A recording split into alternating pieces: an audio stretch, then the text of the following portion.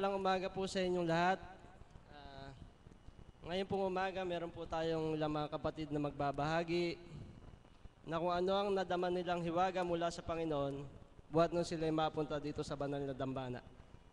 Ang una po natin tatawagin ay ang kapatid kong Caps na taga-Bagong Baryo, San Ildefonso. Si kapatid na Randy Mejia. Nandiyan po ba siya? Palakpakan po natin ang buhay na Diyos.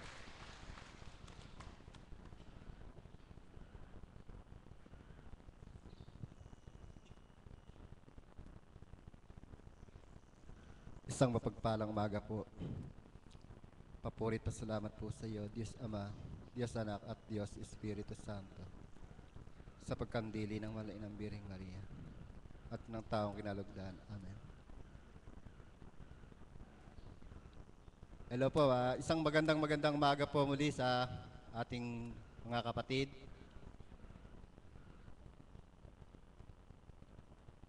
Tunay nga pong ang biyaya ng Panginoon ay nag-uumapaw. Bakit ko po naituran? Ang pagsishare po dito ay isang malaking biyaya na inaangkin ko sa aking buhay, sapagkat pagka ang Panginoon ay pinagsigawan natin na siya'y buhay, tunay nga pong kalugod-lugod. Amen po ba?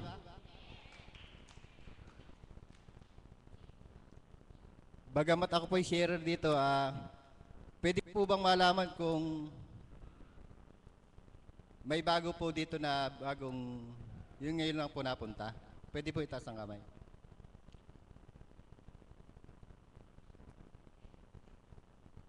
Mapalad po ang mga tao na tumatalima sa panawagan ng Ama. Iba't ibang kaparaanan man po 'yan. Angkinin po natin ang pagpunta na po natin dito ay isang kagalingan, isang kagalakan. Tunay nga po ang dakong ito ay tunay na banal. Ang Diyos na buhay ay nananahan sa katauhan ng mahal na Apo Conching. Amen po ba?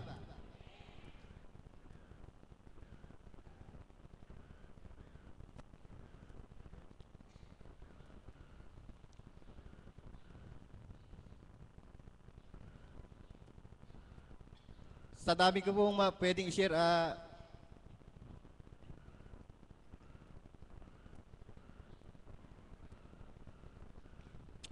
sa dami po ng mga kaganapan sa ating buhay, mga biyaya, mga pagsubok. Tunay nga po na ito po'y ating marapat na pagpasalamatan sa mga pagdalisay. Hindi lamang sa material na bagay o pinansyal natin pasasalamatan ng Ama. Higit ko pong pinasasalamatan ng Diyos na buhay at ang mahal na Apo Conching na kanyang kinalugdan. Binigyan niya kami ng aking kabiyak ng puso, ng yaman, hindi po yamang pinansyal, hindi yamang material, yaman na mula sa Ama. Kaya mga kapatid ko,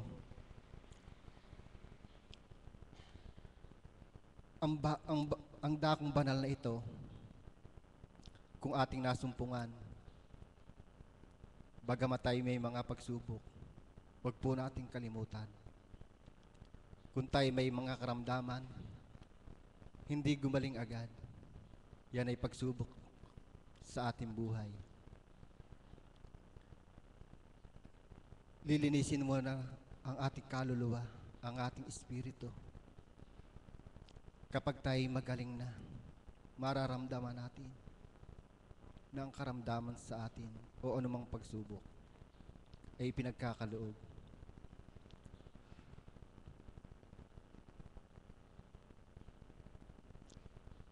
Noong una po, nung kami na pasama pa nung inahayo ang banal na Divine Mercy, ang pangatlong anak po namin, mayroong lumalabas na sa may kanyang puwit. hindi pa namin alam ang dakong ito. Dinadala namin sa pagamutan sa mga doktor. Ang sabi po ng mga doktor, ng isang doktor na pinagpatinginan po namin, tutunawin sa pamamagitan ng gamot. Subalit sa kaparaanan ng Ama, tinawag kami sa dakong ito. Nagtiyaga po kami, salitang tao po, nagtiyaga po kami. Hindi ko po pa alam ang salitang pagbabata noon. Sa madalit salita po, nagbata po kami magkabiyak ng puso. Kahit saan po iayo ang banal na Divine Mercy, ang Divine Mercy. Nagpupunta po kami ng aking kabiyak ng puso. Hanggang sa lumipas po ang ilang buwan. Yung pong batang, yung pangalong anak namin, na may lumalabas sa kanyang puwerta na ganyang bagay na parang laman siya. Ang sabi po ng doktor nga ay ooperahin. Subalit sa kapangyarihan ng Panginoon, sa pananampalataya, pagtitiwala sa Kanya, ang imposible sa tao, sa Diyos ay posible. Yun po ay natiyo, nalagot, purihin po ang Diyos. Wala pong ininom na gamot, kundi ang pananampalataya namin dito sa Banal na Espiritu, sa katauhan ng mahal na Apo Conching. At sa mga pinagdadaanan po namin pagsubok, pagdalisay. Tunay nga pong pagka ang Panginoon ay sa puso natin, kinilala, higit lalo, ang dalawa sa isang tahanan, ang magkabiyak ng puso, anumang pagsubok, anumang kahirapan sa buhay, masayang magsasama. Yun lamang po at marami pong salamat.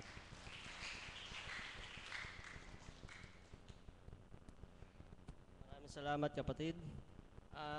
Mapapansin po natin ang kanyang anak ang ginamit na kaparaanan upang sila'y madala dito sa banal na dambana. At sila po ay nagtibay. Sa kanila pong pagtitibay, nakamit po ang kagalingan ng kanilang anak. Susunod po natin tatawagin na yung kapatid kong Caps muli, si John Paul Salaysay mula sa Bahay Pare.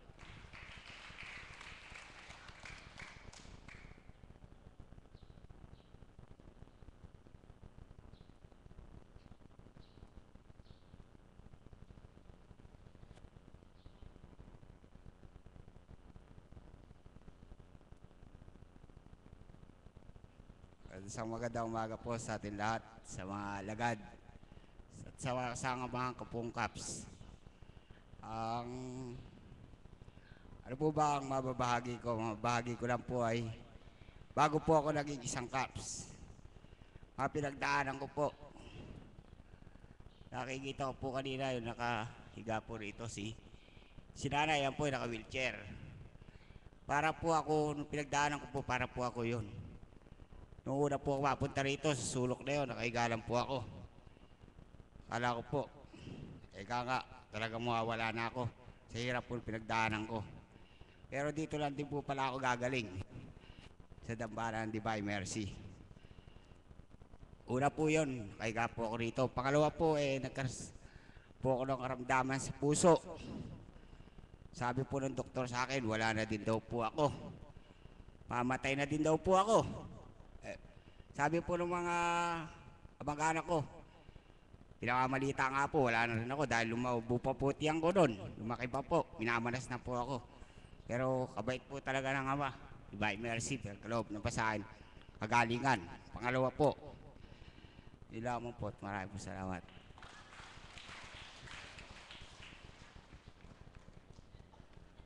Maraming salamat, kapatid. Dahil sa kanyang pagtitiwala, wala po talaga imposible sa ating Panginoon. Basta po sa Kanya po lahat, inialay ang lahat na wala po tayong hindi mapapagtagumpayan. Ang susunod ko pong tatawagin ay taga Valenzuela.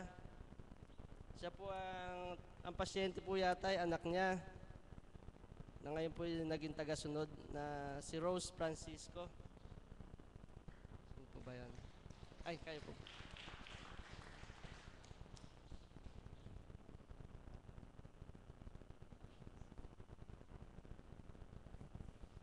Magandang umaga sa inyong lahat. mai-share ko lang po, yung pagpapasalamat lang po sa kagalingan ng anak ko na hindi na po siya sinusumpong sa ngayon. At sa yung dinulog po namin sa kay Apo nung nakarang Sabado, yung anak ko na isa. October pa po, nagpapasa na siya ng mga resume sa hotel na mapagujitihan, walang tumatawag pa sa kanya. Nung sinabi ko, anak, sama ka sa kanila, Apo. Publish mo yung mga resume, yung resume na ano mo. Nung tinanong siya ni Apo, anak, ano bang hotel ang gusto mong pasahan nito? Sa awa ng Ama. Isang araw lang po, tinawagan na siya kaagad. Kung nagpapasalamat po sa biyayang binigay sa akin yung mga anak ko. Walang problema sa akin sa mga anak ko. Ang babait po. Kahit po ganitong buhay namin, nakakaraos din kami, nakapagtapos din po silang lahat. Gagraduate na po yung bunso ko ngayong May. Salamat po, Ama. Ito lang po may share ko sa inyo.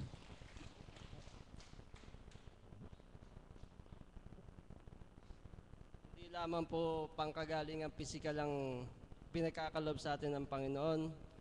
Maging hanggang sa trabaho, maaari po nating hilingin sa Kanya ng buong katapatan. Katulad nga po na sinabi ni ate, isang araw lang po natanggap ng kanyang anak. At isang napakalaking pagpapala po na magkaroon po kayo, biyayaan kayo ng mga anak na napakabubuti. Ang susunod pong tatawagin ay magbibigay po siya ng isang awit sa ating Panginoon, ang ating pong kapatid na Tita Mirna Andrada.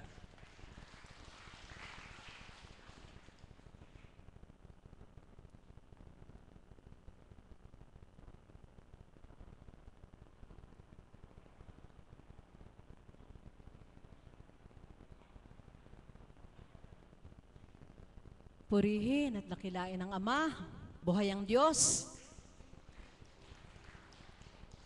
Kuminsan po sa bawat pagtindi, nakita ko po yung kapatid ko. Nakahapon hindi niloob sapagkat ang kapatid na guro'y puspos, hindi po siya niloob na makaawit. Sabi ko sa anak na Ana, anak wag na lang kaya muna ako. Para bang may bumubulong sa akin, napakarami mo naman tinatanggihan, anak. Ganon, ano? Hindi po kaya pwede yung kapatid ko na lang ang i-replace ko, sabi ko sa sarili ko. Pero para po sabi ko kay kapatid na Flo, parang may kumakalakalabog. Manyari nga po, dala ng mga bagay na kaukulan, kami po naturing ang mga awit. Meron akong asawang manunugtog, hindi man po makapag-ensayo ng ibang awitin. Subalit, ang mahihiling ko lang po sa inyo, ang bawat tumitindig sa harapan, umaawit man o nagbabahagi, naway wag po nating pagsawaan. Kumbaga po, sa bawat araw, kung ang nagbabahagi may naulit na naibahagi, pasalamatan po natin ang Panginoon sapagkat baka po sa bawat pagbabahagi, higit po dun sa mga karamdaman, tayo pinalulugmok sa karamdaman, may nagbahagi. Di po ba nagdulot ng lakas? Gayon din po sa mga awitin, wag po natin pagsasawaan, bagamat parang paulit-ulit. Sa kalooban po ng Ama, sa mga susunod na araw, baka po loobin ng Amang makapag-ensayo ng mga ibang lumang bagong kanta. Amen po ba?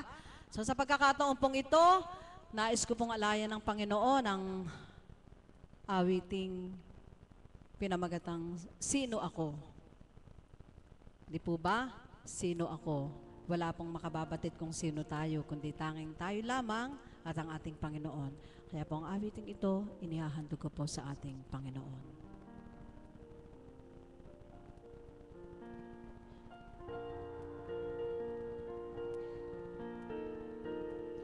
Atin nga pong palakpakan ng Panginoong Diyos na buhay.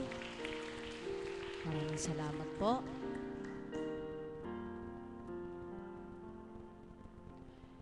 Hirap sa Diyos ang aking buhay. Ikaw at ako tanging handog lamang. Di ko ninais na ako'y isilang. Ngunit salamat dahil may buhay. Likhaya ko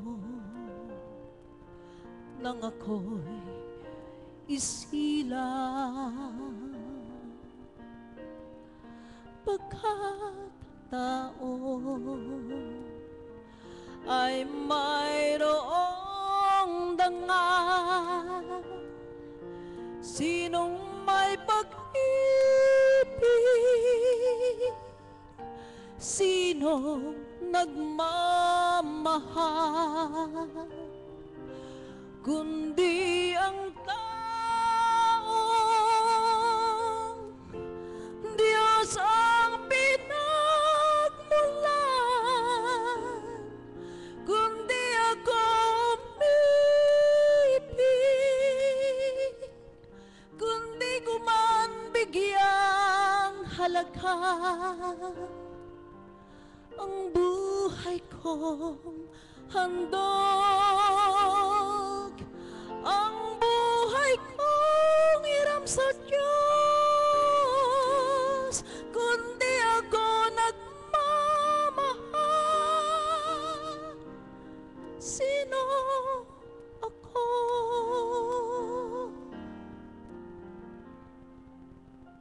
Hiram sa Diyos ang aking buhay. Ikaw at ako, tanging handog lamang. Sinong may pag-ibig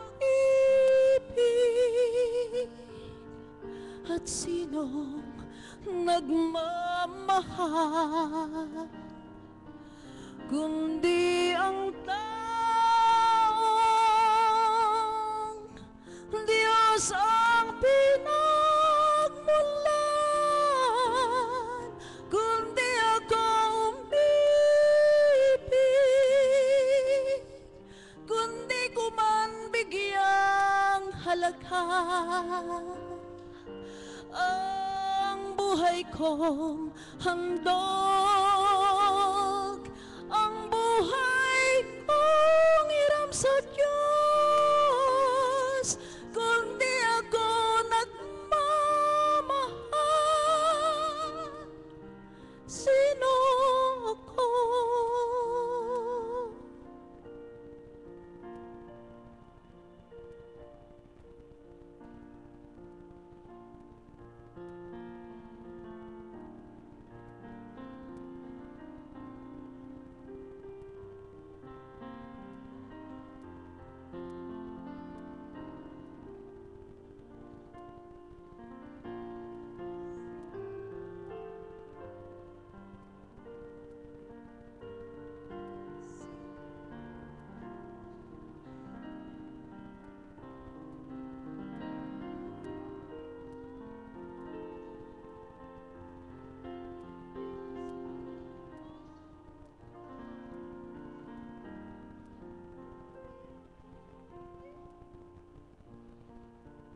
Likaya ko nang ako'y isilang, pagkat tao ay mayroong dangal. Sinong may pag-ibig, sinong nagmamahal, kundi ang taong Diyos ang pinagmulan, kundi ako nagmamahal. Sino ako? Kundi ako nagmamahal.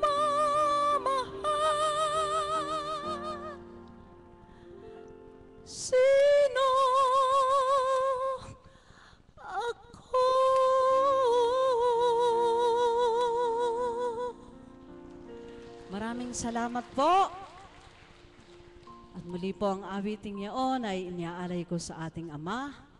Sino ako? Ikaw lamang ang tanging nakababatid ng lahat-lahat sa bawat isa sa atin. Maraming salamat po at muli ay magandang umaga sa iyo, Panginoon.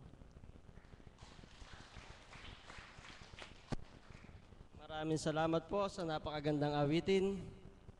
Pawang katotohanan po na ang ating pong buhay ay pawang hiram lamang natin.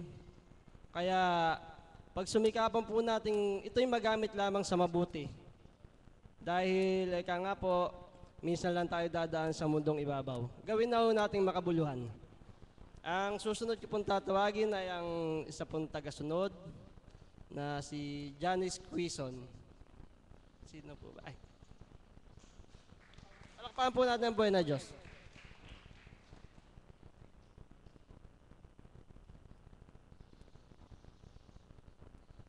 Magandang umaga po sa inyong lahat. Papasalamat ko lang po dahil nadako po ako sa lugar na to. Kasi po yung dati ko pong buhay, nung hindi ko pa po siya nakikilala. Marami man pong problema, pero ngayon po nakakaya po namin dahil po nakilala ko po siya, nanalig at nagtiwala po sa kanya. Basta lang po manalig at magtiwala po sa kanya, lahat po ng problema, malalagpasan po namin. Kahit po mahirap man po kami, kasama-sama pa rin po kami nananalig, nagkakaisa sa Ama.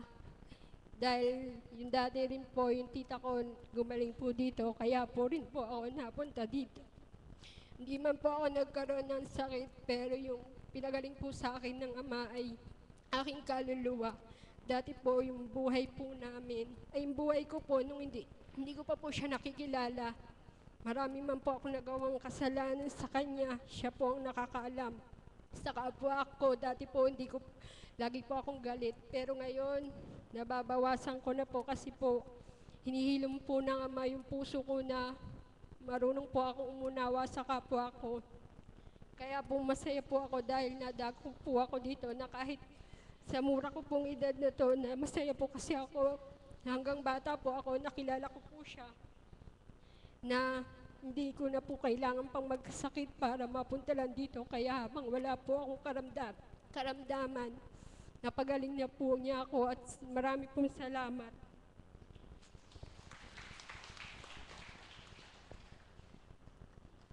Salamat kapatid. Papurit pa salamat sa Panginoon ay sa tuwin na yung binibigay.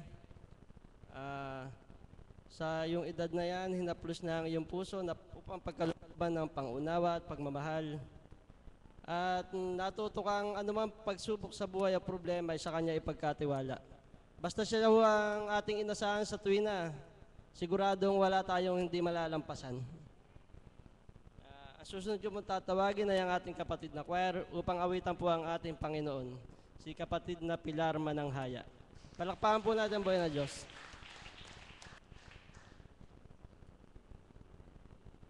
Isang mapagpalang umaga po sa tanghaling ito. Buhay po ba ang Diyos? Bago ko po ihandog yung aking aawitin, nais ko po na magbahagi ng kaunti. Dumating po kasi yung puntong hindi ko makakain. At gustong-gusto mo mang kumain, wala ka pong kagana-gana. Yun po dahil na rin po sa akin. Minsan po kasi tayo din ang may kasalanan kung bakit tayo nagkakaroon ng karamdaman. Sobrang kain po, medyo nagtakaw. Nawalan po ako ng ganang kumain, medyo nagkaroon ng yung aking tiyan po. Doon ko po napagnilayan na paano kaya kung dumating yung puntong mawala na ako ng tinig, na hindi na ako makaawit sa ating Panginoon. Na nais ko naman na ginagampanan ang pag-awit. Bagamat walang hilig sa akin yung awit. Kaya po sabi ko, hanggang may tinig pa siya aking pinapahiram. Nais ko po itong sa tuwina, sa kanya din ay ialay. Bagamat hindi man sa bawat araw tumitindig sa harapan, dahil baka po pagsawaan, kahit na po paminsan-minsan makapaghandog sa ating Panginoon.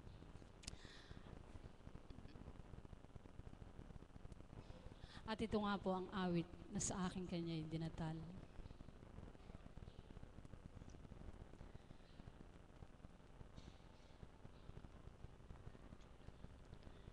Ang buhay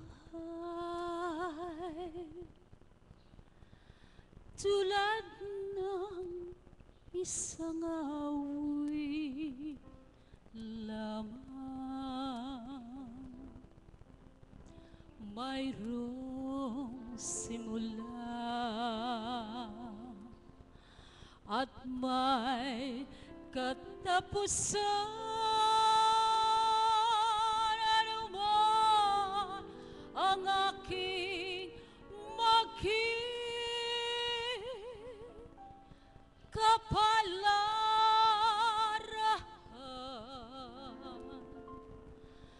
tanging Diyos lamang ang nakakaalam.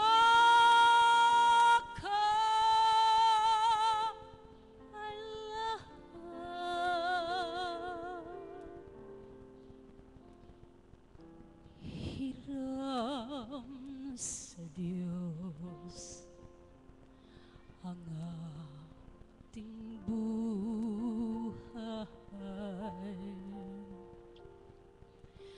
Ikaw at ako'y tanging handog lamang. Di ko ninais na ako'y isilahan,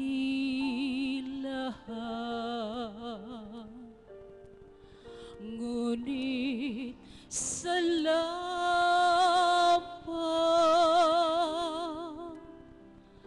dahil may buhay.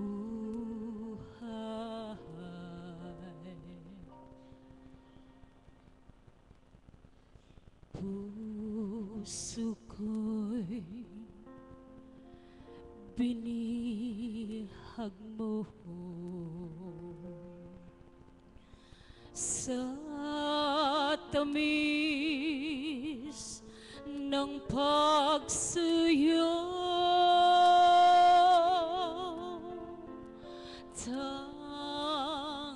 Tanggapin niyo rin alay, ako'y iyo habang buhay.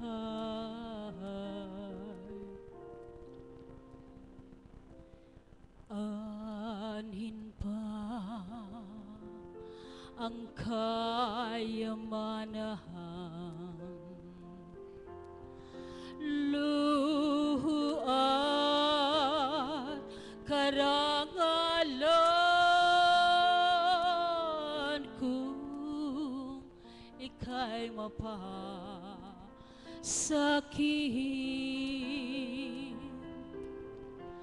Lahat na nga ay kakamtin sa iyo lamang ang puso ko, sa iyo lamang ang buhay ko kalinisan, pagdaralitahan, pagtalibang, aking sumpa.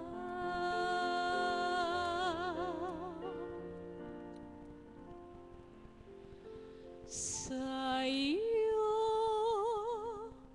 iaalay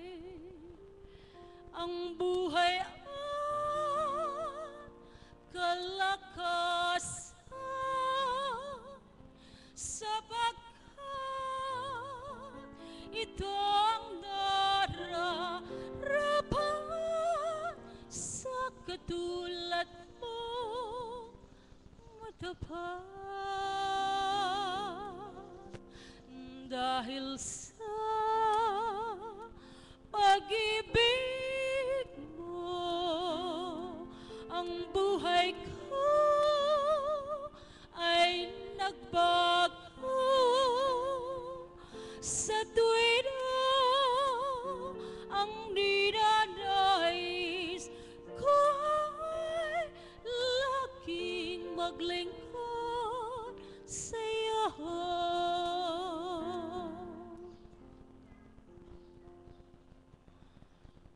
Ano man ang aking maging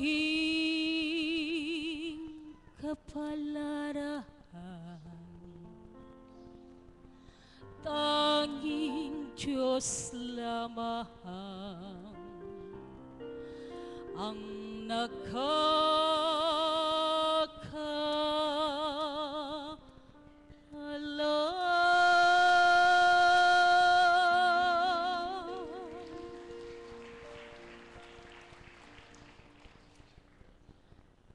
Bakit po ganun ang naging awit?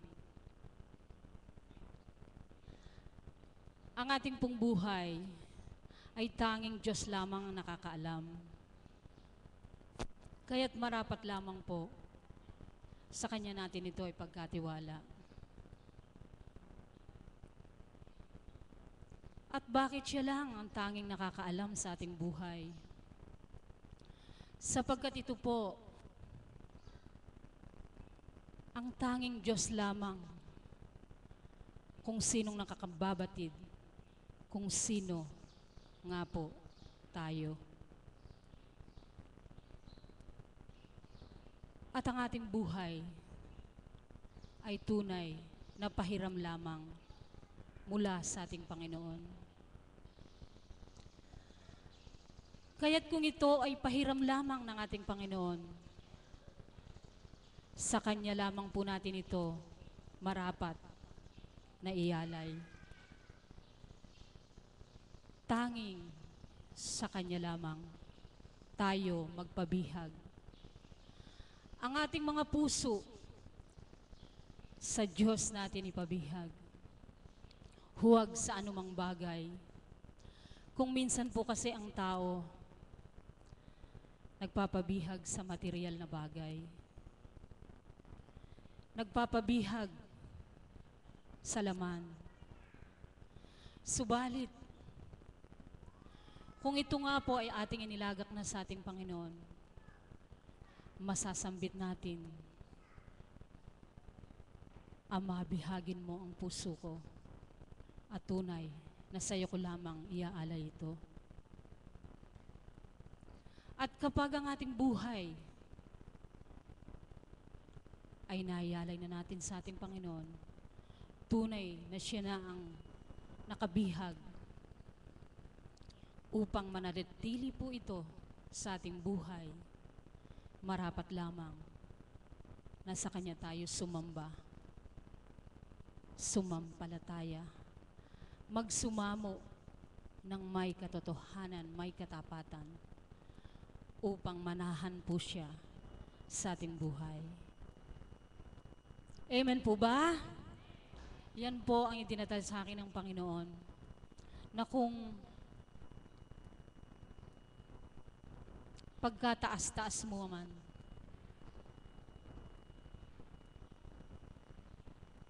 minsan nga ang mensahe ng ating mahal na Apo Conching sa iba't ibang tinig, subalit sa oras na ito, ang ibinigay na tinig sa akin ay kababaan. Hindi ko nga rin po alam kung paano at paano nga ba na kapag nga pala siya ang kumilos, tanging siya lamang ang nakababatid sa ating kapalaran. Kaya nawa po sa inyong lahat na naririto, patuloy at patuloy po ninyong damhin, pakadamhin na ang Diyos ay buhay, na ang Diyos ay patuloy na nag-aalay sa katauhan ng kanyang kinalugdan. Apo Conching ang paniwalaan ninyo. Apo Conching ang napili sa dakong ito, panaligan, paniwalaan, upang lahat tayo makadama ng kagalakan. Muli po, isang mapagpalang umaga po.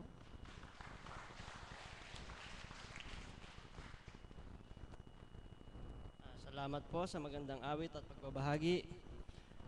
Totoong-totoo po na ang Panginoon lamang po ang nakakabatid sa ating buong pagkatao kung tayo po ay tapat at totoo sa Kanya.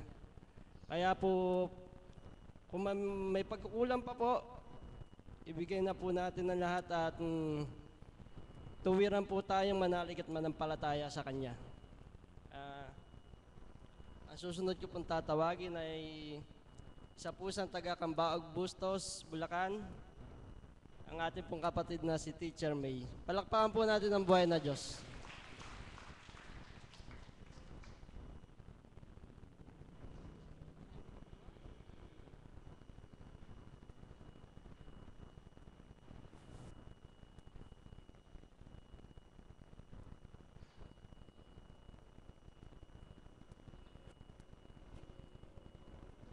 Isang mapagpalang umaga po sa tanghaling ito sa ating lahat.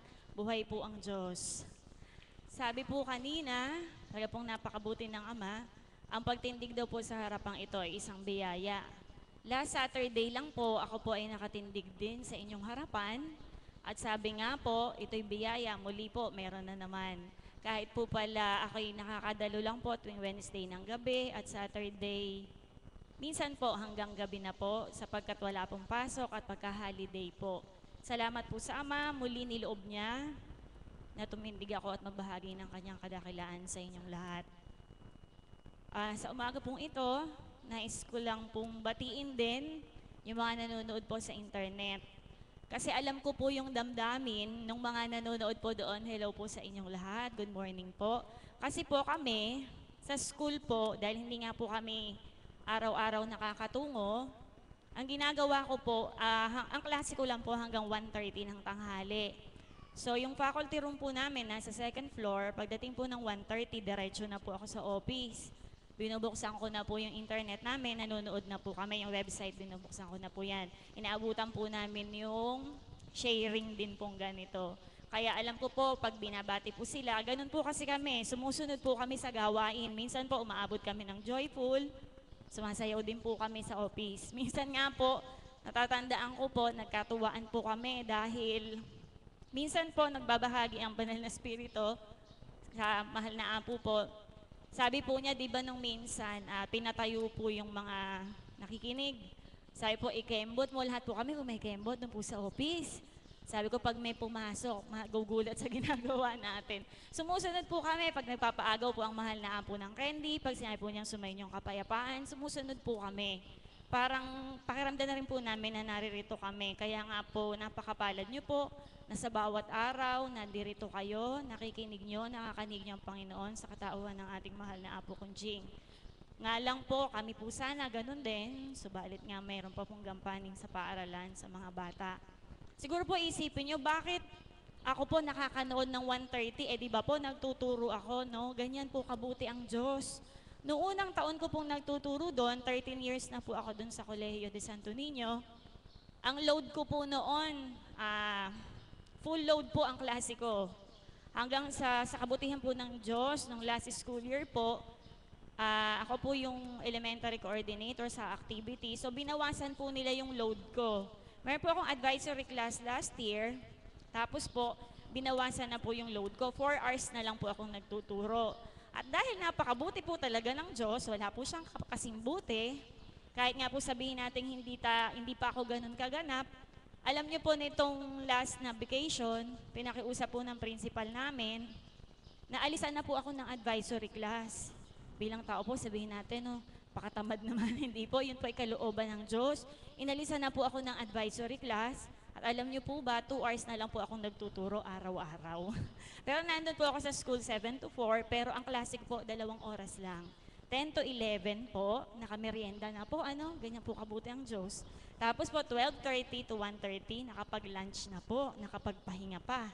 Ganyan po siya kabuti pag nag-alay ganyan po ang Diyos. Sabi nga po ni Mother, hindi lang po bawat araw, bawat minuto, subalit bawat segundo ng ating buhay. Meron siyang biyaya at alay sa bawat isa po sa atin. Amen po ba yon? Amen po. Kaya po ako po sa bawat araw, pagka wala na pong klase, baba, nanonood po kami ng gawain dito po sa Kapatirang Divine Mercy. Yung oras po ay binubuhos namin doon. Sabi ko nga, Ama, alam ko po, binawasan mo yung oras ko ng pagtuturo, ano man yung nasa mo, nagampanan ko at gawin. Tutupdin ko po ng buong puso. So yun po ay isang biyaya. Amen po ba? Pero ang dating buhay, di po natin naiisip yun, no? Na yun ay dahil sa kabutihan ng Diyos kaya nagaganap sa ating buhay. Siguro po kung nung dati, iisipin ko lang, kasi coordinator na ako, binawasan na yung trabaho ko. Hindi po. Yun po ay kalooban ng Ama. Lahat po na nagaganap sa ating buhay ay kadahilanan niya. At talaga pong nung mapadhako ako dito, nang makilala ko po at tanggapin ng ating Panginoon, at yan po ay dahil sa katauhan ng ating mahal na Apo Conching, talaga pong napakalaki ng nabago, napakarami pong biyaya. At isa pa pong napakagandang biyaya yung tinanggap ko sa dakong ito, ayun po bang kalakasan ng katawan. Di ba po nagbabahagi ako noon, no? Yearly po o kaya every lagi po ako may sakit, nasa ospital, sinasalinan po ng dugo. Pero noon pong bago ako mapunta dito ng 2011, pinipilit ko po yung doktor, salinan nyo na po ako kasi para po ba akong vampira. Pag nasalinan po ng dugo, lumalakas na. Pero talaga pong ayaw nung doktor, hindi, kaya mo yan, mag-Iberet ka lang. Noon pong nagsisham ako dito, narinig ko po si Tita Isidora, binabahagi po niya, malata pa po yung katawan ko noon dahil mahina pa po may sakit pa yung kaluluwa, kaya po ganon. Sabi ko po, sabi ni Tita Dory, kung salinan daw po siya ng dugo ay siyam na bag, ganon po yung sabi niya. Sabi ko, Diyos ko, tapos ako para 2 bag lang, takot na ako. Kung mag-Iberet daw po siya ay parang 3 times a day kung di po ako nagkakamali ng pagkatanda. Samantalang ako po, isang beses lang akong pinaiinom ng doktor sa maghapon. Sabi ko, mas pala yung sa akin, ganun po dahil bago pa lang po ako nun, di pa po bukas masyado yung aking kalooban, pati puso at isip. Sabi ko, ganun pala yun. Alam niyo po, nung dati, mahamugan lang po ako. Hihiga na ako kasi po sinisipo na ako, sumasakit na yung ulo ko, hindi na po ako makabangon. Pero ito po, sa loob po ng 2 taon na pagtungo ko, hindi man po araw-araw. Alam niyo po ba, nung nandyan ang kabiyak ng puso ko, nakamotor lang po kami. Inaabutan po kami ng ulan sa daan. Naliligo po kaming 2, basang-basa, wala pong jacket, walang kapote, walang payong, wala po akong nararamdaman. Buhay po ang Diyos. Amen po ba? Napakalaking biyaya po. Kaya nga po sabi natin, ang biyaya hindi lang material. Mahari pong sa kalusugan natin, spiritual, yun po ang napakasarap na biyaya ng Diyos na bawat isa po dapat mithiin yun. Kanina po nabanggit ng isang nagbahagi, narinig ko po yung tungkol sa manalig at manampalataya lang tayo sa Diyos. Totoong-totoo po. Yun po ang susi. Amen po ba doon? Amen po. Pagka po meron tayo noon, napakagaan po ng lahat. Noon dati po, hindi ako ganon. Kasi po lagi ako nagugulumihanan, parang pasang ko po ang daigdig. Salamat po sa Ama at sa mahal na Apo, na bago po ang lahat, nagkaroon ng pananalig at pananampalataya. Meron po akong nabasa sa aklat, gusto ko pong ibahagi sa inyo. Yung aklat pong nabasa ko ay Kwento at Kwenta yung title niya. Kasi po, meron muna siyang kwento, then inano po niya yung paliwanag sa ibaba. Gusto ko pong ibahagi sapagkat talaga pong nakarating po dito kay Divine Mercy. Yung kwento po doon, may isang pulis po, naglalakad siya. Habang po siya ay naglalakad, napunta po siya doon sa isang tulay na mataas. Nakita po niya may lalaki na nakaakto pong tatalon sa tulay. So nilapitan po niya, ang sabi po ng pulis, "Hoy, huwag kang tubalon dyan, mamamatay ka. Bakit? Ano bang problema mo?" Yan po ang sabi ng pulis. "Mag-usap tayo. Bumaba ka dyan." Ganun po. Ang sabi po ng lalaki, natatalon nga po dun sa tulay, hindi ko na kaya, ang bigat ng problema ko. Magpapakamatay na lang ako, ganyan po ang sabi niya. Ang sabi po ng pulis, hindi, mag-usap tayo. Bakit? Huwag kang mawalan ng pag-asa. Sabi niya, bang may buhay, may pag-asa. Ano ba ang problema mo? Sabi po sa kanya. Nung yung lalaki po, nagsasalita siya, doon pa rin po siya, sabi niya, yun daw pong asawa niya, sumama na sa iba. Yung anak niya, nilayasan na po siya. Baon daw po siya sa utang at may cancer pa siya. Ganyan po, napakabigat po kung iisipin po natin bilang tao, no? Parang nakakawalan talaga ng pag-asa kung wala ka nga pong pananalig sa Diyos. Sabi po nung pulis,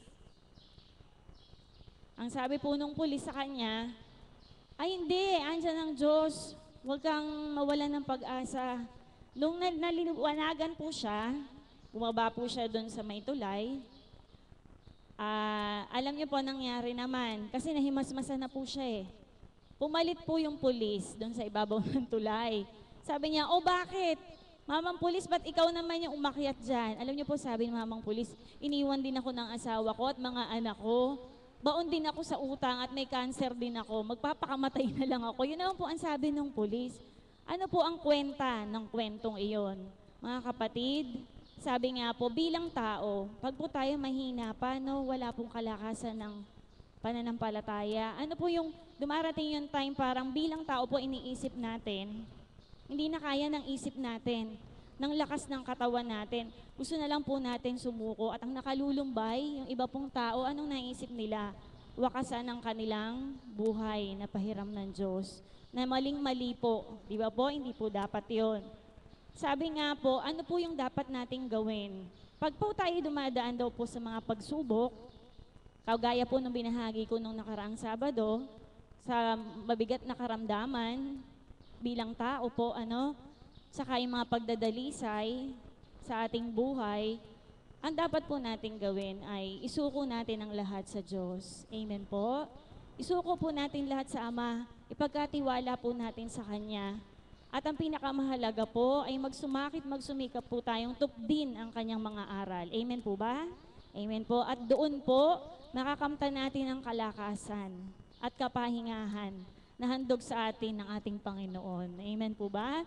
Sabi nga po doon sa chaplet po natin, lumapit kayo sa akin, kayong mga napapagal at nabibigatan sa inyong mga pasanin sa buhay. Ako ang buhay, ako ang lakas, sa aking kamay nakasalalay ang buhay ng mga nilalang. Amen po? Amen po. Sabi nga po, ano man po yan kabigat. Sabihin niyo po, ako walang ganun. Meron din po. Lahat po tayo walang exempted. Lahat po tayo may pinagdaraanan.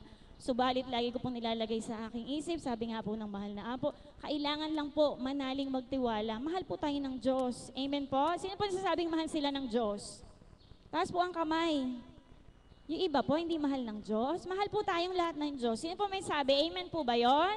Amen po. Mahal na mahal po tayo ng Diyos. Kailanman po hindi niya tayo pababayaan. Lagi pong sinasabi ng mahal na Apo, di po ba napakabuti ng Ama, napakadakila niya, wagas sa tapat, ang pag-ibig niya. Kaya anuman po mga kapatid, ang meron tayo ngayon, ang pasubali nga po ng Ama, ang lahat ay may katapusan. Salamat po.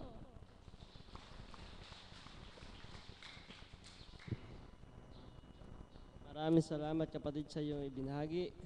Bagamat madalang kang madatal dito sa dambana, ramdam naman po ng lahat na ang iyong kapuspusan at katapatan sa ating Panginoon. Sabi nga po, hindi ho sa dalas ng pagpunta rito nasusukat ang pananalig ng isang tao. Kahit po saan, pwede ho tayo manalig. Subalit dito po sa banal na dambana, dito ho natin sa tuwing na maririnig ang mga banal na aral mula po sa katawan ng ating mahal na Apo Conching, na siya pong tunay na magpapatatag po sa ating lahat. Ang susunod ko na po ang tatawagin ay mula po sa kawan ng kabataan. Palakpakan po natin ang buhay na Diyos sa katawan po ni RBRO.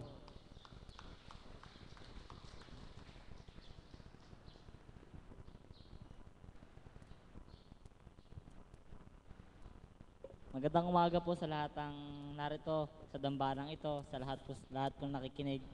Babahagi ko lang po ang katakilahan at kaiwagaan ng Ama sa aming buhay.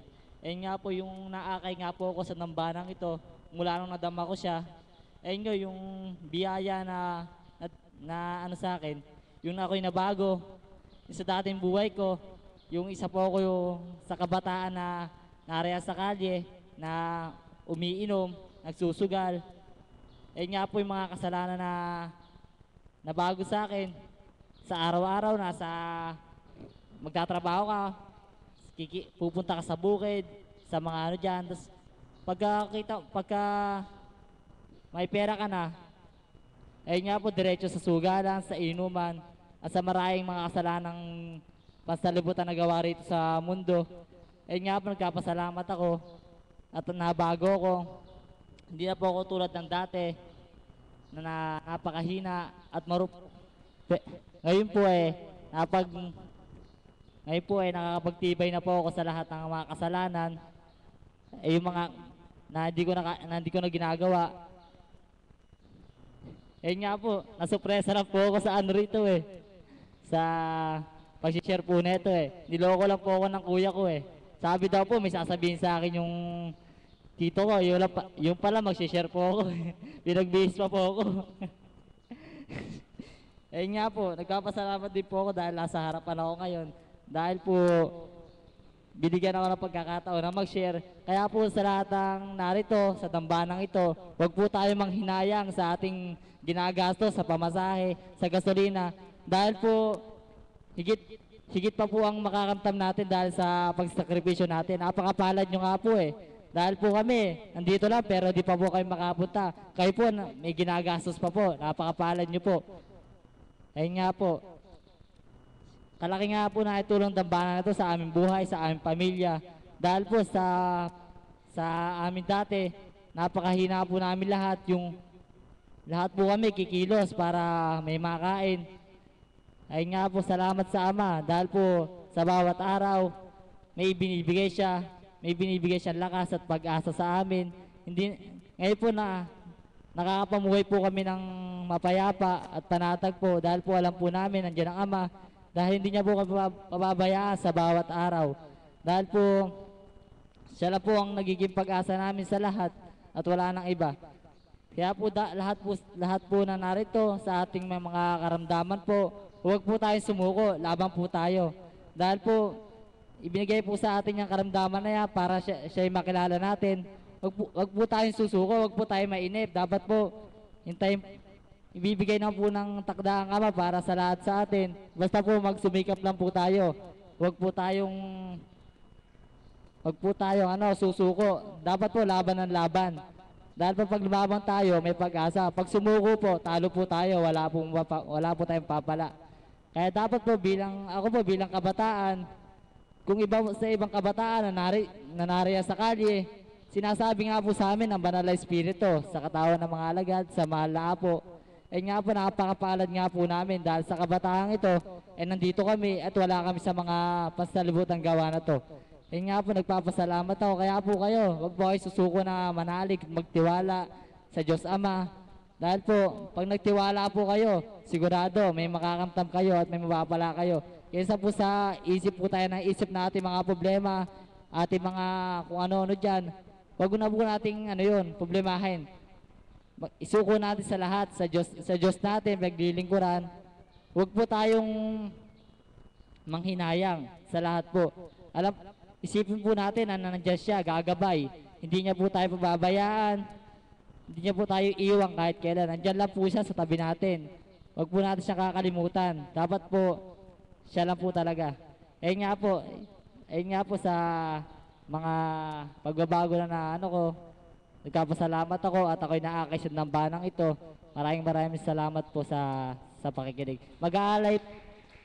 Mag-aalay lang po ng awitin ng kuya ko, kasama na rin po ako. Tinatawag ko po ang kuya ko.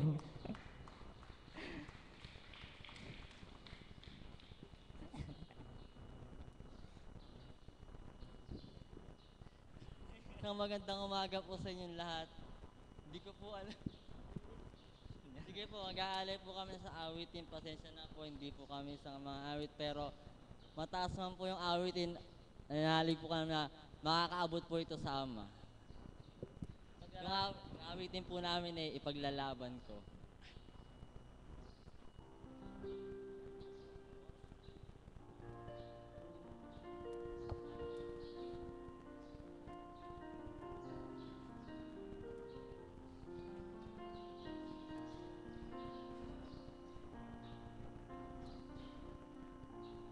ikaw ang pag-asa,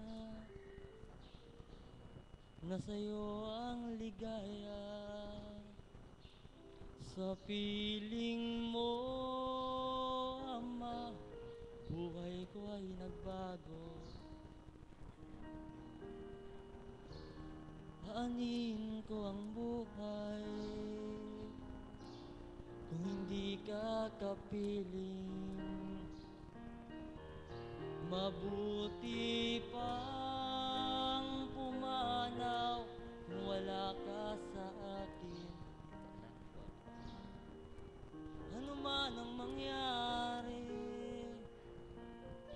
ayaw kong mawalay. Ipaglalaban ko ang pag-ibig mo. Ipaglalaban ko hanggang sa kabilang buhay ang aking pag-ibig, Ama ko.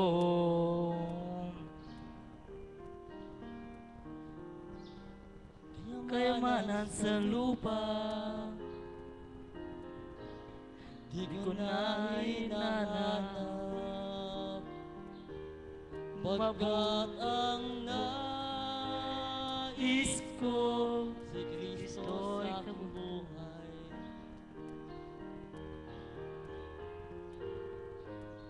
Ano man ang mangyari, ayaw kong mawalay. Ipaglalaban ko ang pag-ibig mo. Ipaglalaban ko hanggang sa kabilang buhay ang aking pag-ibig, Ama ko.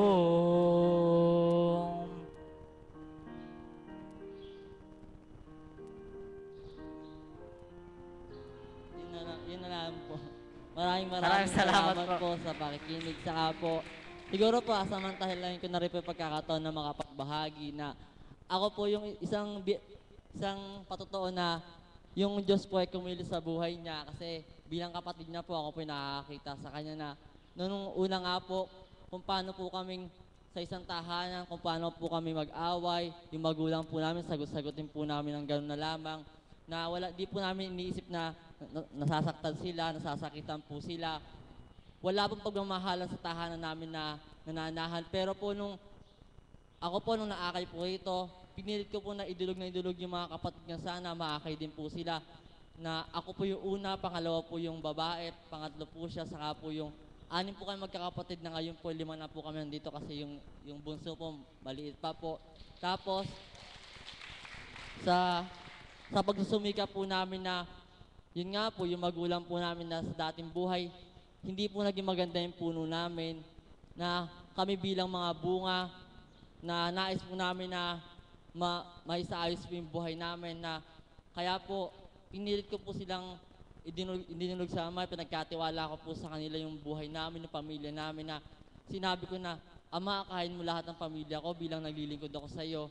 Sabi ko pong gano'n na nagpupuri po ako sa nagpapasalamat kasi inisa-isa niya po kami. Siya po yung gumawa ng kaparaanan kung paano po kami maaakay na kung ako nga po bilang pagkatao, hindi ko po sila kayang akayin lahat kasi kahit ano man po sabihin ko sa kanila, kung hindi po nila tatanggapin, hindi ko po sila maaakay. Kaya po, napakadakila po ng Diyos, napakabuti niya po na inaakay niya po kami magkakapatid na nung nandito na po kami, nagbibigil na po kami na sama-sama po kami nananalangin na sana maakay po namin ng magulang namin para isa-isang tahanan po namin, isang espiritu yung mananahan. Ayun po, kaya po nung naakay na po yung nanay namin, galak na galak po yung puso namin. Nasabi ko po, wala po talaga imposible sa Diyos. Tapos ayun po, idinulog na naman po namin yung tatay namin na sa pagkataong pananalita nga po, parang hindi matigas po siya, ganun po, hindi po namin siya ganun kayang akayin kasi nga po, tatay, lalaki, mahirap pong akayin, ganun po. Tapos parang siguro po, yung Diyos na po yung gumawa ng kaparaanan kung paano nga po siya aakayin. Na dumating po yung isang araw na nagkaroon po siya ng isang matinding karamdaman na siguro po, siyempre po, wala po kaming pera, hindi po kami ganun, wala po kaming kakayanan para suportahan po siya sa dalhin sa ospital. Ayaw niya pong tumungo dito sapagkat siguro po hindi po siya naniniwala pa nung mga oras na yon. Kahit na po taga rito kami, kahit po kilala niya po si Apong Kunching. Ayun po, na sabi niya po noon, hindi raw po siya pupunta rito. Kasi yun po, nung time po na talagang hindi niya na po kaya, dulog po kami ng dulog, nandito po kami, umattend po kami magkakapatid noon na sabi ko, Ama, ikaw nang bahala sa tatay ko, tutungo ako sa dambana kahit na may nararamdaman ng tatay ko, na alam ko po na hirap na po siya kasi nangingitim na po, namumutla na po yung labi niya, na kahit po kaunti, wala po akong naramdaman na pagkabahala kasi nagtiwala po ako sa Ama na hindi niya pababayaan ng tatay ko. Tapos ayun po, habang nakikinig po ako, nagulat po ako, may pumasok po sa pintuan, yung tatay ko po pala. Kaya po, ang laki po nung kagalakan na ipinagkaloob niya sa amin magkakapatid nung araw na yon, na kung paano pinatunayan sa tatay ko na totoo ang gawain na to, na pagpasok niya pa lang po sa pintuan, tinawag siya ng mahal na apo, pinaupo po sa harapan, saka po, hinaplos lang po yung, hindi po alam, wala po nakababatid ng karamdaman ng tatay ko, pero pag upo niya pa lang po, nabatid po ng mahal na apo, hinaplos niya po yung sikmura ng tatay ko. Tapos po, ayun po, hindi po siya nakakakain kasi lahat po ng kinakain niya, sinusuko niya, pero kahit po yung mga iniinom. Pero po nung pinainom po siya ng mahal na apo ng 3 basong tubig, saka po pinakain po ng biskuit, hindi niya po iniluwa, hindi niya po inilabas. Tapos, saka po yung pinagpapasalamat ko po sa Diyos dun yung pong nakakagalak lang po doon sa bibig po ng tatay ko nang galing na dalhin niyo ako sa dambana. Kasi bilang mga anak niya po, nalulungkot po kami na Ayun nga po, tatay ko, sinasabi po ng aking kapatid na sa kuya ko, pinapakatigas nga po yung makasalanan po talaga, yung lahat po ng mali ginagawa po. Napakahina nga po ng tatay ko, yung pag walang pera, lahat kami damay, lahat magwawala. Ayun nga po, susunugin na nga po yung bahay namin. Yung binuhos na po yung gas sa hagdanan namin para sunugin na yung bahay. Nilak na po lahat ng bintana, saka ng yung pinto, doon sama-sama na daw po kami ron. Siyempre, ando po yung takot, saka bilang kahinaan mo, bilang pagkatao. Pero po, di po pinabayaan ng Ama. Doon po yung katibayan po Saka nga po sa pagbabata namin magkakapatid, yung tatay ko nga po, dinudulog palagi namin. Nga po sa pagtulog ko, natulog nga po ako noon. Tuwa nga po ako sa aking pagising po, nagpasilay po yung kaiwagaan ng Ama dahil po sa aking panaginip, yung tatay ko kahit sa panaginip lang po yun, pumunta rito. Ayun nga po, pumunta yung parang totoo po talaga yung pumunta po, naglakad pa po siya rito, pumunta po siya, tapos dito po, umiyak pa po siya. Ayun nga po, mga ilang araw po, nagana po, buhay po ba ang Diyos, ganun po lahat. Kaya po nagpapasalamat kami dahil nga po sa tatay ko ay naakay dito. Ayun nga po, tatay ko pa po yung nag-aano sa nanay ko na mupunta ka pa sa dambana, yung pinanghihinaan ka na loob. Ngayon po, tatay ko pa po yata mas matibay sa amin maraming salamat nga po sa Diyos Ama dahil po kahit sa katigasan ng tatay ko, naakay po kami lahat dito at pinarangalan kami ng mahal na apo. Nung buo po kami noon, nagkapasalamat po ako. Ayun po. saka po, ibinabahagi po namin to hindi po para sirain yung tatay namin. Ibinabahagi po namin to kung paano kumilos ang Diyos sa buhay namin. Ibinabahagi po namin nito kapagkat wala nga po imposible pag sa Kanya nyo po pinagkatiwala ang lahat. Gaano man po kasama ang ugali ng isang tao, kapag pinagkatiwala niya sa Diyos, siguradong gagawa siya ng kaparaan lang kung paano babaguhin po yung isip ng tao. Kapagkat kung tayo po bilang mga pagkatao, hindi po natin mababago yung mga kapwa natin na gusto natin baguhin. Samantalang ang Ama po, kaya niya pong pihitin ng lahat, kaya niya pong gawin ng lahat na walang imposible sa Kanya. Kaya po sa tuwina po, ano man po yung mga pagsubok, mga pagdadalisan dumating sa buhay namin, sama-sama po namin yung pinagbabatahan ng may pananalig sa pananampalataya na hindi niya po kami iwanan kailanman. At saka po, yung pong lagi-lagi namin isinasaisip na nandito sa dakong ito ang banal na spirito na anuman po yung mga mga bigat po ng dinadala namin, ano man po yung mga sakit, saka yung kung ano man po yung katayuan ng buhay namin ngayon, andun pa rin po yung pananalig namin na balang araw, daratal ng Ama ng Takda, babaguhin niya po yung buhay namin. Yun na lamang po at maraming salamat po sa... Salamat po. Maraming salamat po sa inyong pananalig. Kayo ang ginamit ng Panginoon upang maakay ang inyong mga magulang. Ang lahat po magsitayo at awitin po natin ang dasal na itinuro sa atin ng ating Panginoon.